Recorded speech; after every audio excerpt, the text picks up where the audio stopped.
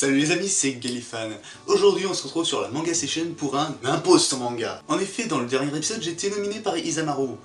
Donc, Isamaru, si tu regardes cette vidéo, sache que t'es un vrai fils de pute. Bref, il m'a donc laissé le choix entre Psyren et Mob Psycho 100.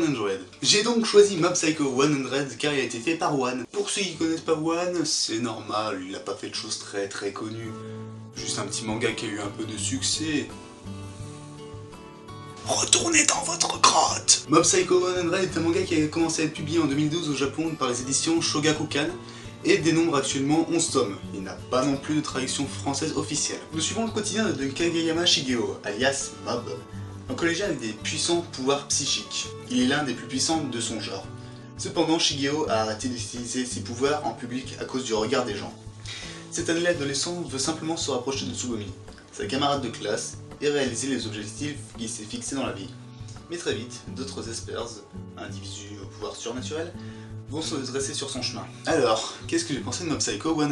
On va commencer gentiment en relevant d'abord les défauts du manga. Le premier qui choque est évidemment le dessin. Il est grossier, peu de détails, et certains effets sont très mal gérés. Mais en même temps, je m'attendais à pas grand chose de One, vu la tronche qu'avait One Punch Man avant le passage de Murata.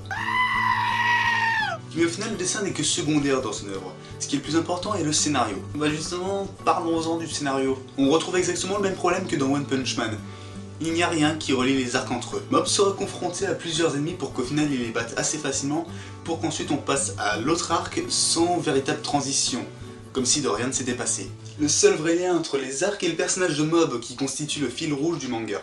Tout au long de celui-ci, on va suivre l'évolution de Mob au niveau émotionnel. Ce personnage est, je trouve, très intéressant, car il refoule en lui des émotions pour se protéger et protéger les autres, mais à chaque fois, elles ressurgissent, qu'il le veuille ou non. Et pour l'aider dans cette quête, Mob se fait aider par son maître. Alors clairement, j'adore le maître de Mob. C'est un pur connard, menteur, égoïste, profiteur, mais comme on les aime. Il n'hésite pas à se servir de Mob comme d'un objet, mais je sais pas, il a un certain charme. Pour conclure cette critique, je dirais que Mob Psycho 100 est un manga assez sympa mais sur lequel il faut pas s'attendre à grand chose. Si vous n'avez rien à lire, vous pouvez y aller et forger votre propre avis, mais clairement il ne vous marquera probablement pas. Et c'est tout pour aujourd'hui, mais avant de partir, il faut que je désigne quelqu'un de la Manga Station.